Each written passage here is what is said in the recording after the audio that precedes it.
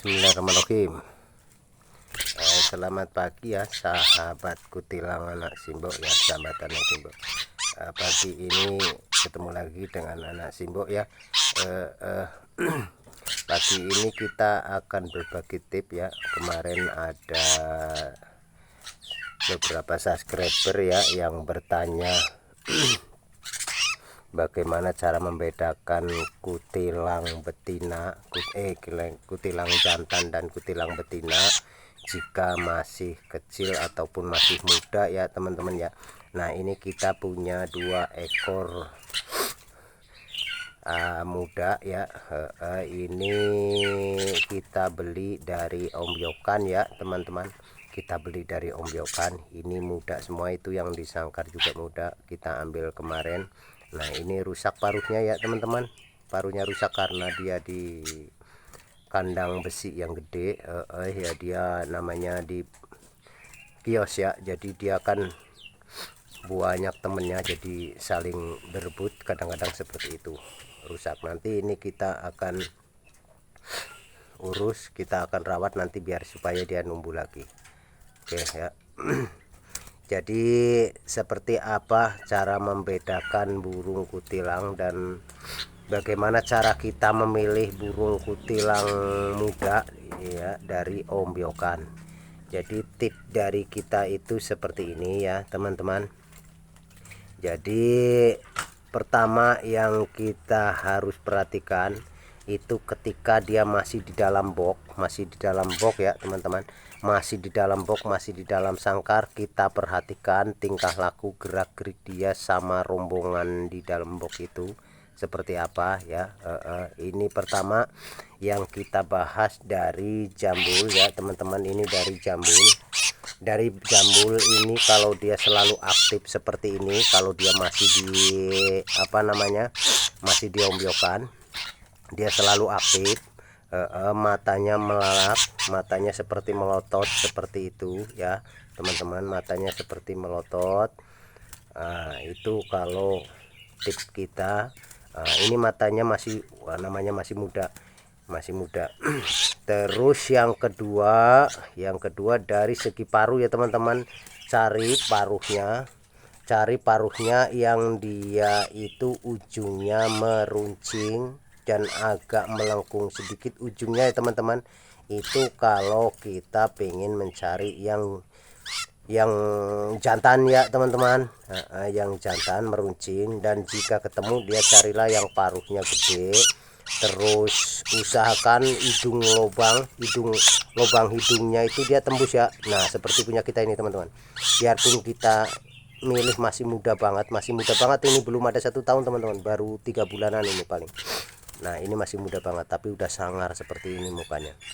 Nah, lubang hidungnya tembus. Apa fungsinya lubang hidung tembus sama paruh gede?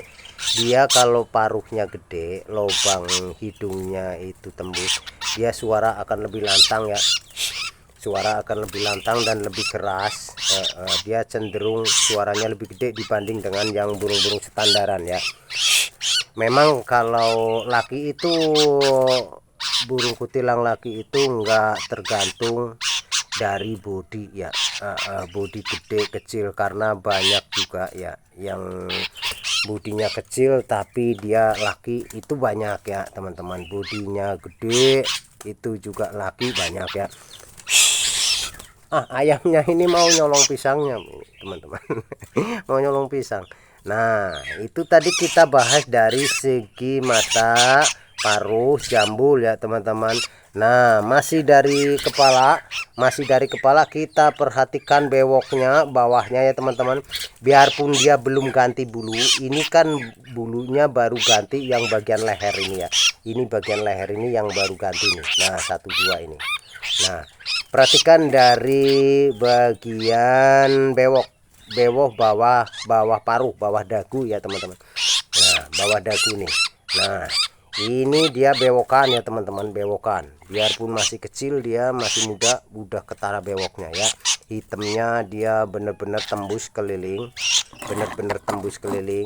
dari sisi mata sini, keliling ke bawah dia tembus.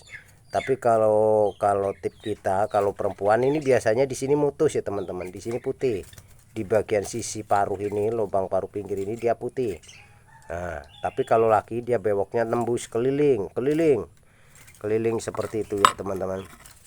Dan perhatikan di sini nih ya teman-teman, di sini nih ini ada, ini kan bulunya putih kayak gitu ya, keputihan abu-abu dikit. Di sini nih tumbuh kanan kiri samping ini dia tumbuh bulu seperti ini nih. Ini bulu hitam ini tapi ini masih kecil jadi belum ganti. Nanti kalau dia udah ganti bulunya yang hitam kayak kumis itu dia akan panjang seperti itu ya teman-teman. Nah, itu masih dari segi postur kepala ya yang kita bahas teman-teman ya.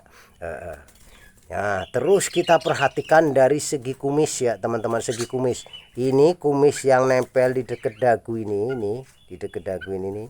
Nah, ini biarpun dia masih muda, dia tetap ketara ya teman-teman. Ketara, dia udah panjang. Panjang dan dia warnanya juga udah ketara hitam. Udah ketara hitam nih yang kita ini pakai ujung sendok ini. Dia hitam, panjang, keras. Dia lebih keras ya teman-teman, lebih keras, lebih lentur. Kalau yang perempuan, belang perempuan ini pendek, dia lembut-lembut dan juga postur bulunya itu lentur, lembut gitu ya. Kalau ini kan seperti ijuk aren, keras gitu ya. Nah, itu dari segi postur kepala ya teman-teman, dari segi postur kepala. Oke. Nah, tuh kan mantap banget teman-teman. Terus kita turun ke kaki dulu ya teman-teman. Dari kaki kita perhatikan, ini kaki carilah yang jari-jarinya itu panjang-panjang ya teman-teman. Ini jarinya masih agak kecil karena dia memang masih muda ya. Dia jarinya panjang, jadi andai kata teman-teman pingin melatih dia jadi pikat cengkeram, nanti dia cengkeramannya akan sempurna ya, seperti itu teman-teman, sempurna. Nah, jarinya panjang. Nanti dia ini kalau dia udah dewasa umur sekitar 7 bulan ke atas, dia ini akan mengikuti umur ya teman-teman, dia akan menjadi gede ya, jari-jarinya juga akan gede. Nah, dari segi kaki ya teman-teman, dari segi kaki, nah perhatikan, dari segi kaki perhatikan. Nah, kakinya kalau cari, usahakan cari dari ruas kaki jari ini, cengkeraman jari sampai ke lutut sini, carilah yang panjang jenjang. Dari lutut ke arah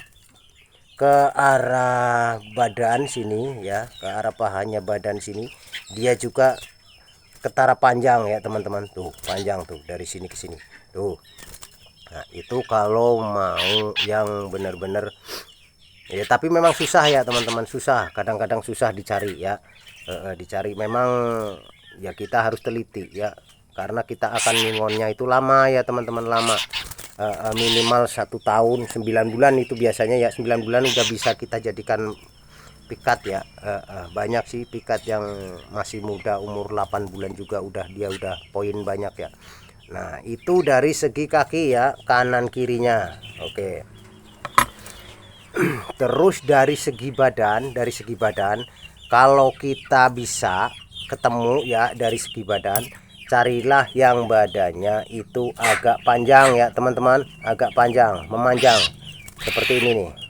Nah, ini kan badannya panjang ya teman-teman, ini masih muda tapi badannya panjang, nanti kalau dia udah dewasa, dia akan lebih panjang lagi.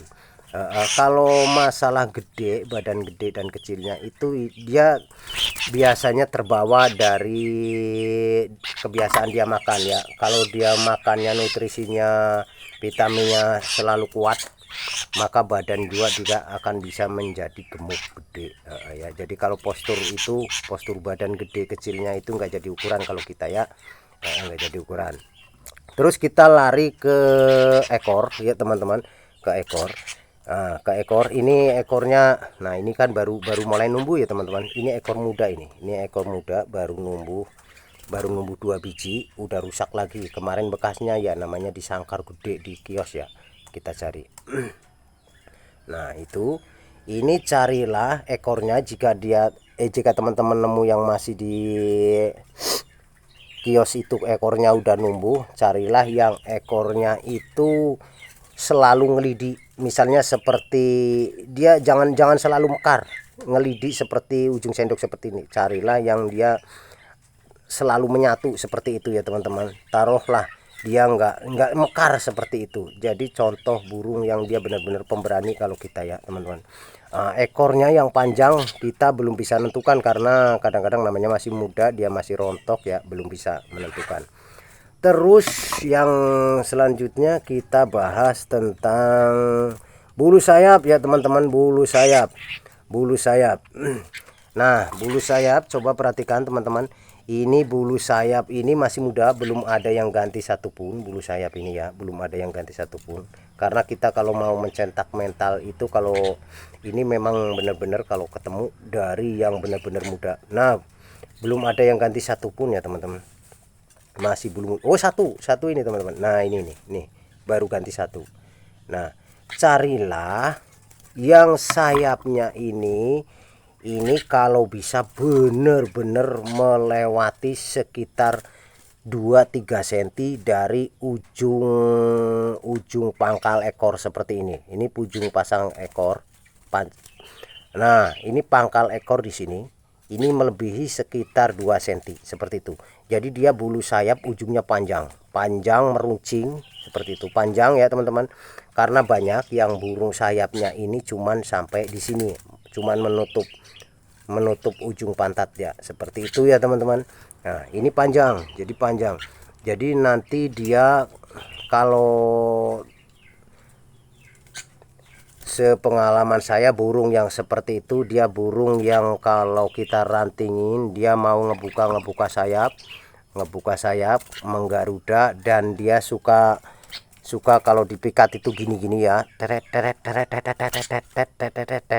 Dia bulu sayapnya itu selalu aktif, selalu mekar aktif jika dia ngelihat burung liar yang lain seperti itu. Itu kalau tip dari kita ya teman-teman.